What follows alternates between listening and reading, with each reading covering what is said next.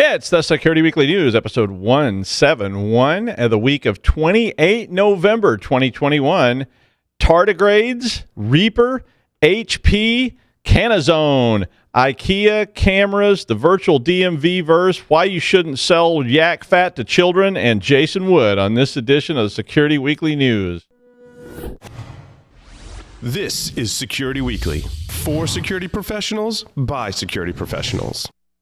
We interrupt our program to bring you this important message. It's the show that keeps you up to date on the latest security news twice a week. Your trusted source for accurate security information and expert analysis. It's time for Security Weekly News.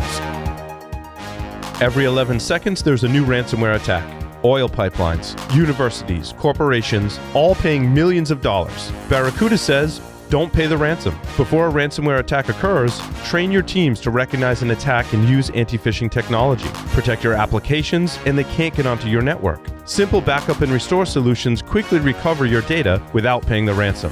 Build your ransomware protection plan now by visiting securityweekly.com/Barracuda. That's securityweekly.com/Barracuda. All right, it's Security Weekly News. I'm Doug White. Let's see what happened this week. A new malware called Tardigrade is being used against vaccine makers. Yeah, that's always a smart move. Anyway, nothing new there. I mean, we've seen that before, but this particular malware is kind of interesting, I guess, for a couple of different reasons. The malware, which is being used by, they didn't name the APT in the article, so, you know, we'll call them, I don't know, the yak fat APT. But it was reported by Bioeconomy Information Sharing and Analysis Center, so that's BioISAC, which, you know, I never knew what ISAC stood for, but now you do. But anyway, earlier this year they reported on it, and they initially thought that it was just Cobalt Strike, that it had a new wrapper around it or something. But then a memo from BioISAC in April said that it demonstrated that this malware, Tardigrade, it demonstrated a high degree of autonomy and metamorphic capabilities after it was used against a large biomanufacturing facility. A second facility was hit with the same malware in October. So BioBright, which is a member of the BioISAC, was the one that was doing this analysis, and they said that they did an analysis of it, and they named it Tardigrade, and that it's a variant of Smoke Loader, and that it has metamorphic capabilities. So what that all means is that metamorphic capabilities is when you have shellcode components that are downloaded from a command and control site, and then it compiles locally. And when it compiles locally, then they can take advantage of whatever kind of system it's compiling on. So it could run on a lot of different kind of systems. It can do different things depending on what kind of system it's on. It can take advantage of different exploits and so on and so forth. This one is able to do that, apparently. It also apparently can do its own lateral movement. So I guess that is a kind of wormable... they didn't describe exactly what that meant, but I guess it's a kind of wormable capability to try to find other accounts and things that it can exploit. Maybe it doesn't have to worm, but it can actually find other accounts. But there was some conjecture. The other interesting thing here was there was some conjecture by other people that this really was just Cobalt Strike. But BioBright then put out another announcement yesterday, and they said they had now second and third party confirmation that it was not Cobalt Strike. And so there was sort of one of those little slap fights shaping up there. They did issue another warning to vaccine manufacturers saying that threat actors are becoming, this is a quote, threat actors are becoming more focused on trying to cripple critical business sectors, and it is imperative that you do not let your guard down. So sounds bad either way. Reaper is one of the many names of APT-37. Not my favorite one, but Reaper's pretty good.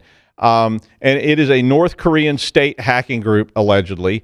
And they typically in the past have targeted South Korean journalists, defectors, and activists. So this is something that's been going on for a long, long time. For some, Palo Alto had the best name for this APT, which is Free Milk. I really like that one, and I didn't know if it was a call to free milk or it was like you can get milk for free or it means something else. I was going to look it up on Urban Dictionary before the show, decided I am not typing that into Urban Dictionary today. I'll wait till I'm on somebody else's machine, and then I'll type it in.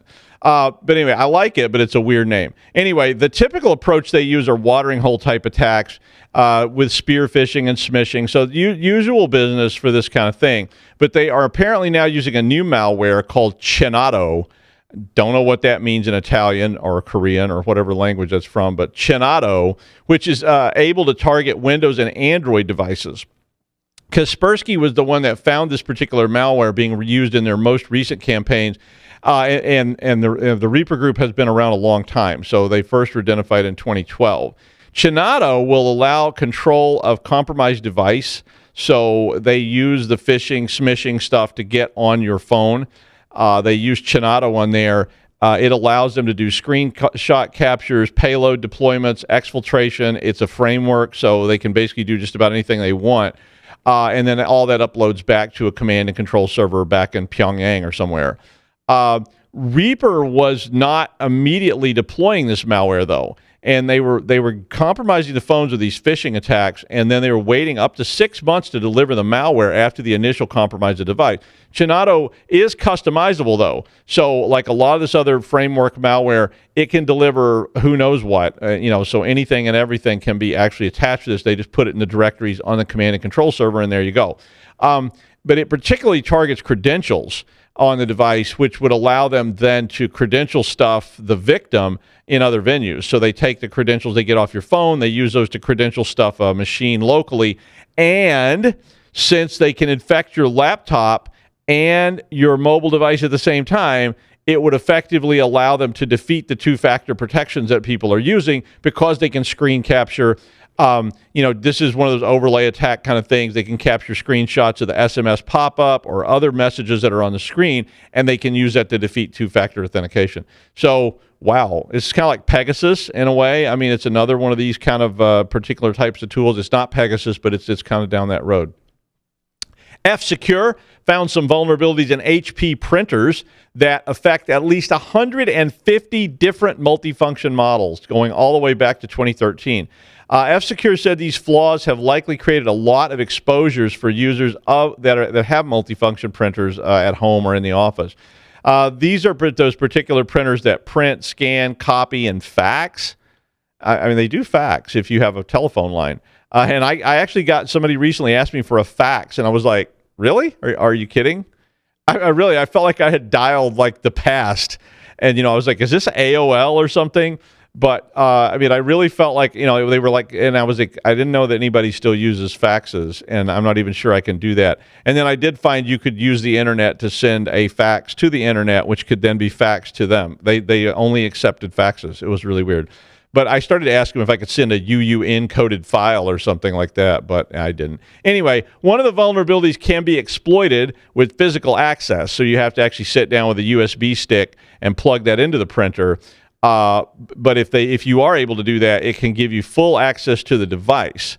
So that one, not so much. But the second one is a buffer overflow with a CVSS score of 9.3, and it can be remotely exploited because it has open ports, and it would allow remote code execution on the device.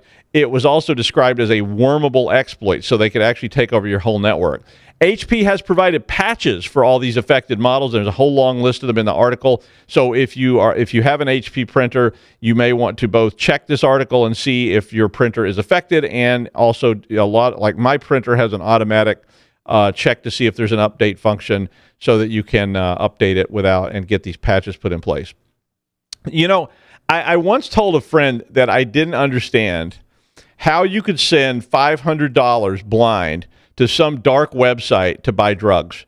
And my friend, who is no longer with us, but was very astute in drug culture back in the 70s and stuff, said, if you're used to pulling up to the curb at Lex and 125th Street, and yes, I know that Lex and 125th is a super nice area now, but the Velvet Underground, hey, I'm waiting for my man, $26 in my hand, that kind of thing. Yeah, if you don't know that song, sorry. But anyway, if you pull over to Lex and 125th in 1975 and hand some guy named Bert $500 and hope he doesn't decide to shoot you in the face, so okay, I was like, all right, okay, you win. I was like, you're right. You pull over on a dark street and hand some guy a bunch of money, and yeah, okay, I got it. Anyway, so the whole idea of the dark web being at least maybe no more likely than street side purchases ending up in some kind of elaborate tragedy. So if I do ever decide to order an 8-ball, the dark web it is, since anyway, I don't know anybody named Bert that's selling stuff in New York, but. Anyway, apparently, Cannazon is the largest dark web, and I'm not sure how these stats are assembled. Smuggler Pete's is the largest murder for hire organization in the underground, but don't tell anybody. But anyway, Cannazon is the largest cannabis provider on the dark web, according to this article. The operators of the site said they had suffered a debilitating distributed denial of service attack and a signed message, so it actually had their PGP hash on there, from the market, said they are retiring. And they went on to say that it is most definitely not a rug-pulling scam on the vendors. So I'm like, are they charging the vendors to sell their wares in advance? Like, is this more of this dark web has become so commercial that they have HR departments and things now? And apparently. But anyway, the site was indeed hit with a massive distributed denial of service back in early November. But they did somehow manage to stay afloat and keep the market open. But finally, I guess this just continued into the point where they shut it down. The warning here is beware that new markets are going to spring up using that same name because it's the dark web. There's not any rules. So remember, but I will tell you, if you buy drugs from guys named Bert on 125th and Lex in 1975 or from a dark website, well, it's probably illegal wherever you live, and it's probably a scam, or at least possibly a scam, and apparently illicit drugs sometimes suffer from quality control issues. Imagine that. I haven't bought a lot of drugs, so if all of you are out there screaming at the screen that I don't know what I'm talking about because, I should get real drug users on here, we'll try to get a lineup of serious junkies to be on the show in the next week so that they can explain how this really works. But I will say you have been warned.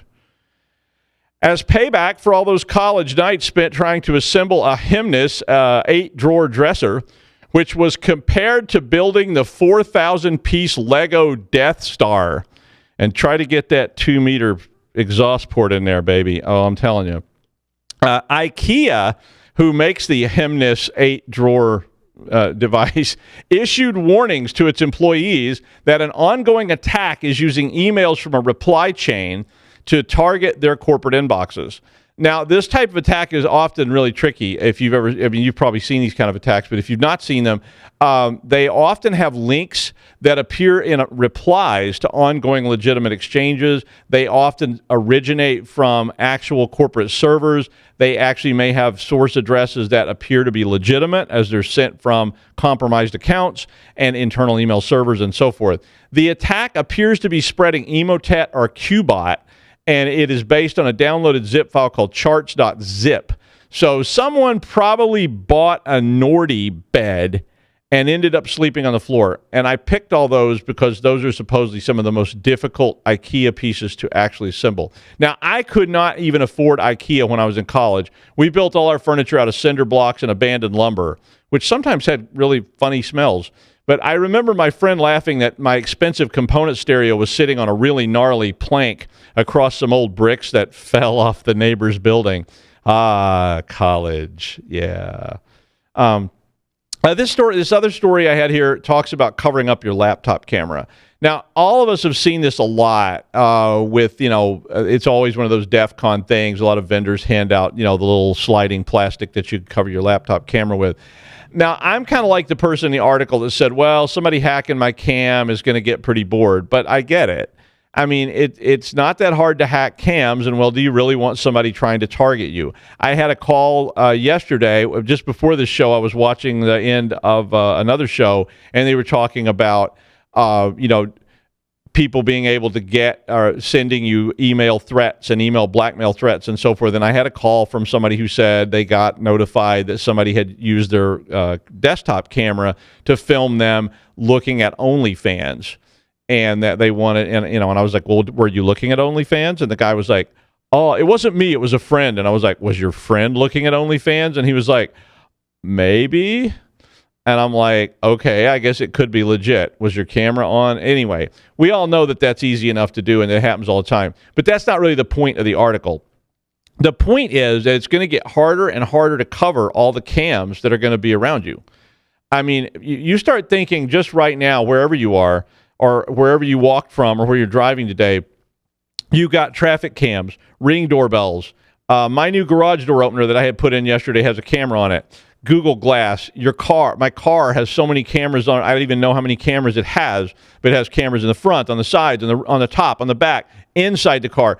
And of course, somebody has access to those cams anyway. Light bulbs probably I saw a light bulb the other day. It's got a built-in security camera on it, so it looks like a regular light bulb you put in your living room, but it's also got a cam, so you can see what's happening, watch your pets, tear your house to shreds, all that kind of fun stuff. But I mean, pretty soon, I think everything's going to have a camera in it somewhere, and it's going to get more and more difficult to cover all those cameras up. And likewise, a lot of them are cloud-based, so that means they're streaming material into the cloud as you sit there. And so the video is not even under your control necessarily. The Ring doorbell is streaming up to the cloud and so forth and so on. But, so who knows who has access to it? And you're going to have a lot of pieces of cardboard in your backpack if you want to, cover all these things all the time. I really do think a shift in privacy is coming in terms of some of this. I don't know where it was going to go. Like, is it going to become like a big, like a big pushback? Or is it just going to say, people are going to say, forget it? I'm not sure what it is or how it's going to play out, but I do understand that these things can be used against you by the government. Believe me, I'm the original fan of dystopian literature. I was just going through all our old books the other day. I was like, wow, I have a lot of dystopian literature here. But I do think it's coming. So we should probably all start thinking about it in terms of how we're going to deal with it when it does indeed arrive. Now, I don't know about you, but when I wear a thong, and I finish with it, it needs to be cleaned. And as a thong sterilizer to the stars, he has cleaned up some pretty funky scenes. From that thong that Brando wore in Apocalypse Now to Bill Shatner's thong that he wore into space a couple of weeks ago, or even the one that was recovered after they found Lindsay Lohan wandering in the desert. This is the guy that you call for all your thong sterilization needs. He is none other than Jason Wood. I'm pretty sure that was Aaron, though, that was doing that, not me. He just saying. Aaron just wants to do that. Hey, everybody, it is good to be back with you. So I was looking around, and I ran into this and just thought, man, no, this would really suck. Can you imagine being in a business that has had some kind of intrusion, and they receive a notice that reads something like this from their cyber insurance company? We regret to inform you that we've denied your claim because the Acme Insurance company has attributed the attack to a nation state or some kind of retaliatory cyber attack by a nation state. And this is excluded from your insurance policy and is not covered by Acme Insurance. Execs' heads would be exploding and stuff like that. Why did they pay all this money for it? But the Register published an article today that actually discusses exactly this type of scenario. Lloyd's of London, rather old, 1686, I believe, insurance company has released some guidance or suggestions to insurance companies recently, basically saying, hey, you should put in exclusions in your cyber insurance for acts of cyber war or any type of retaliatory cyber operation between different nation states. And so this kind of caught my attention. I started digging into it because they're talking about attribution here, and now the insurance companies are getting into the attribution game, it appears like. From what I recall, it's not unusual to see exclusions in insurance policies that will say, we're not going to cover acts of war, because if you're in an insurance company that's covering in an area and two armies have been through here doing their thing, you're probably going to be a bankrupt insurance company if you're going to rebuild the area again. And, so they write in exclusions to protect themselves. Sometimes you can go out and you can buy additional policies depending on where you're at, what you're trying to get coverage for, and they're always more expensive. But for things that aren't covered in a basic policy, Homeowners World, for example, doesn't cover flood, but sometimes you can go out and buy flood insurance. It looks like Lloyd's has basically taken the stance of, hey, we've got a problem here with all of these claims in cyber insurance, and we need to limit our losses here. And particularly when we have, everybody's talked about how difficult it is to defend against nation states, I guess. And so Lloyd's has decided we want to protect themselves and are suggesting other insurance companies that they should protect themselves from acts of cyber war, or again, what they call retaliatory cyber operations. So, your country pissed off some other country, and the island of Malta comes back and attacks the United States for something that they didn't like. Now, this is just a suggestion. They don't have this isn't a regulatory control. They can't force insurance companies per se to do this, but it is a very influential suggestion. They're an influential firm. And honestly, it could have some teeth to it because they do sell a lot of reinsurance, which is basically insurance that insurance companies buy to protect themselves against losses that they take on policies. So certainly if Lloyd's put that into their reinsurance policies, then these companies would be likely to put their own exclusions in as well. Here's the language that actually came, that they have put out there that they want to enforce, and they're suggesting other companies look at. And this is a quote: "Pending attribution by the government of the state, including its intelligence and security services, in which the computer system affected by the cyber operation is physically located, the insurer may rely upon an inference which is objectively reasonable as to attribution of the cyber operation to another state or to those acting on its behalf. And it is agreed that during this period, no loss shall be paid," end quote. So what they're basically saying here is that, let's say you've got a server, you've got systems hosted in AWS and it's hosted in Virginia and San Francisco, those regions. And therefore, by that, then, there would be requiring the U.S. government and any intelligence or security services to do attribution, or not require them to do it, but they would be saying, hey, if, while we're waiting for the U.S. to do attribution on this intrusion, we're going to go ahead and use our own attribution as long as it is objectively reasonable, and whatever that means. And so this really kind of caught my attention. What on earth is objectively reasonable, for example, and who gets to determine what that is? Where are they getting this information from? I'm assuming that the victim is going to make a claim here. They're going to look at this and they're going to try and find some kind of attribution to see if they can get out of supporting this claim. And they basically, while they're waiting for, in this scenario, the U.S. government to do attribution, which it may or not ever do, they can use their own attribution or from wherever they've got it. And therefore, if somebody comes up and says, yeah, we think that was, Saudi Arabia, then, we don't have to pay on that. Now, I suppose that if this came out, you get a big enough victim, they could lawyer up and turn around and start to contest that and say, wait a minute, we don't think that that's a reasonable attribution. We think it was whatever, type of group or event. And so you need to pay that. And then the courts get involved and they can decide what is reasonable in this case. So that, I don't know, I'm really kind of struggling over that phrase there and how they're going to try and apply that. I'd also, like I said, I'm really interested. What sources are you allowed to use, or does an insurance company decide to use that is going to provide this kind of attribution? Are they just going to look at a major news outlet and say, hey, well, we found 3 stories that said it was the Russians, so, rock on, we're denying your claim?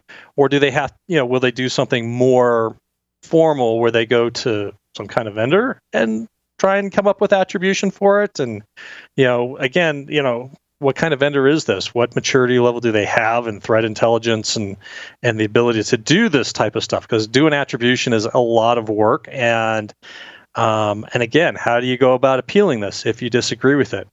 One of the things I have noticed, actually, I just recently took some training on this, but also in working at a company that does threat intelligence.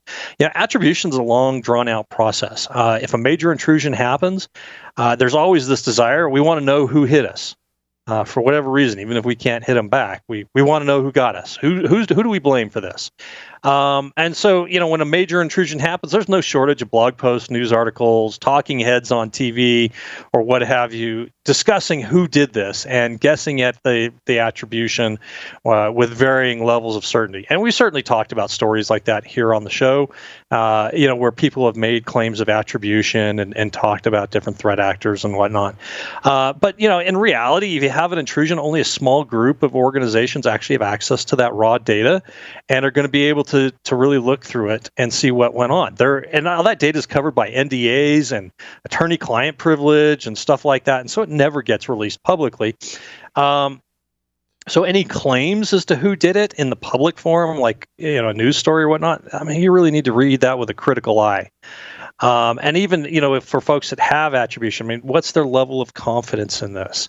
To really do attribution, you've got to gather up a lot of intrusion information, across a number of intrusions. And you're spotting different patterns of behaviors and tools and coding patterns and stuff like that, infrastructure, and all that gets grouped together in activity clusters. And there's no attribution with an activity cluster. It's just the name we give it so that, we can know what we're talking about when we get in a meeting. And eventually, you start deriving some hypotheses on that. Well, what do you think? Maybe it was these guys. Fits in with what we know about their interests or whatnot, and that has to be investigated and looked at.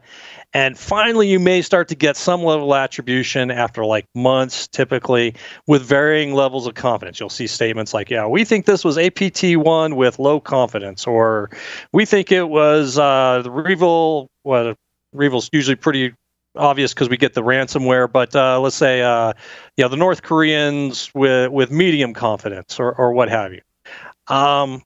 So, this is not a simple business to get into. And to do, and as people talk about attribution, really doing attribution is difficult, and it's a level of confidence. You don't know for certain. You just get a level of we're pretty sure, or we're not entirely sure, but it's looking like this.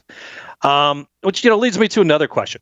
Will the insurance companies try to build out their own threat intel teams? How are they? They're going to want to bring this in-house, or are they just going to source it out to the vendor? I suspect for the most part they'll source it out to a vendor out there.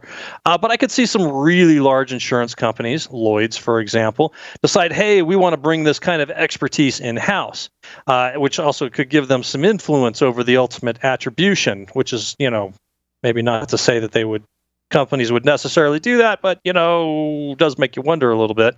Our intel team has determined that, we think Belgium was behind this because we've heard that they're really into attacking manufacturing companies or something like that.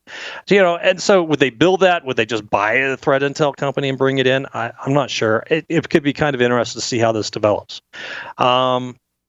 Now, I'm sure there are some folks out there who would quickly point out how quickly or how we got attribution for SolarWinds really fast, and maybe some other intrusion. But, that's pretty rare, and those attributions don't go without criticism out there in the public. The only bet I have on this guidance from Lloyd's that if it gets widely adopted, there are going to be lawsuits over it. There's going to be a large victim who's going to be willing to lawyer up and go fight it out with, over this attribution. And, maybe we'll get some answers to some of these questions. More than likely, it's just going to get muddied up. And I honestly, I'm just like, thinking, well, this is going to just be like more business offerings for threat intel for insurance companies and get attribution for the intrusion you're investigating. And so you get ads maybe saying stuff like, are you an insurance company looking for attribution, an attribution assessment on a data breach? Just give us a call. We'll give you the attribution you need today for the low price of $99,995.99. And I'll give you a little jingle behind it, like a used car sales shop. I don't know. Maybe I'm being a little sarcastic about it, but it's kind of interesting. I think there's a lot of risks here in what they're trying to do. I think Lloyd's is going to run into a number of roadblocks. If you're interested in this, go ahead and check out the link in the show notes. There's a number of links to different stories where they've covered different things at different times, as well as links to some of the guidance from Lloyd's. So go check it out. Thank you, Jason. I mean, that's from a company that insured Mick Jagger's lips, right? And also Robert Plant's Naughty Bits, I think. And yeah, so they'll insure anything if you're willing to. If you'll pay for it, they'll insure whatever you want. But we'll come up with a risk rating for that and give you a price. And read the fine print. Very much so. Yeah. Thank you, Jason. And finally, well, the metaverse thing is back. All the way from CompuServe to World of Warcraft, Second Life, all these companies have been promising some kind of a vast, elaborate experience that it allows you to interact with other people in a virtual world with real estate and all this stuff. And, and it always ends up the same way with a whole bunch of avatars standing around in a plaza somewhere. I mean, granted, Second Life added all sorts of sex toys and sex shops and so forth. But, virtual sex organs don't really work that well. At least that's what my friend told me. Yeah, you know who you are. But anyway, jumping on the bandwagon now is Seoul, South Korea, with Metaverse Seoul, which will open its virtual doors for business on New Year's Eve this year, sort of. So ever since Gibson wrote Neuromancer and was talking about all that stuff, this has been sort of the promise of the interweb that has never actually been realized. Seoul says that the metaverse they are building won't be done, wait for it, until 2026, which sounds a bit long-lived for current technology. But that's how the government works. They claim it's going to be a full-service virtual world where you can make reservations for city facilities, ride virtual tour buses, visit a virtual mayor. A visit to the virtual DMV. It's probably going to be a lot more exciting than visiting the live DMV, right? Because although you just can't simulate that urine smell accurately. But when they do when they do get this, and they say 2026, I thought, that's 4 years in the future. So I realize it's government, so they're going to lag behind the real world by a decade or so. But imagine if you took the tech from 6 years ago or 4 years ago or whatever and introduced it today as some kind of super cutting-edge experience. It would be like, are these 16-bit graphics? Like, is that a virtual sex organ in a virtual DMV, or is it like the guy's holding a pin? I'm not exactly sure what that is. But anyway, it seems kind of like a destined to fail adventure where the system will be so out of date by the time they actually get it really running that it will be time to try to design the next one. So it'll end up being like the real DMV, only maybe without the urine smell. I do remember I went to the DMV once, and they literally had an average wait time of 4 to 6 hours. And wait for it, the toilets were broken. I was like, you're saying I got to sit here for 6 hours and the toilet is broken? Yeah, no kidding. And you couldn't leave. They said if you left, you lost your spot. If they could have just played some country song on repeat, it would have been a pretty close approximation to my vision of hell. And that's the news. Thanks, Jason. Thanks to all of you. And I will see you Friday on the Security Weekly News Wrap-Up.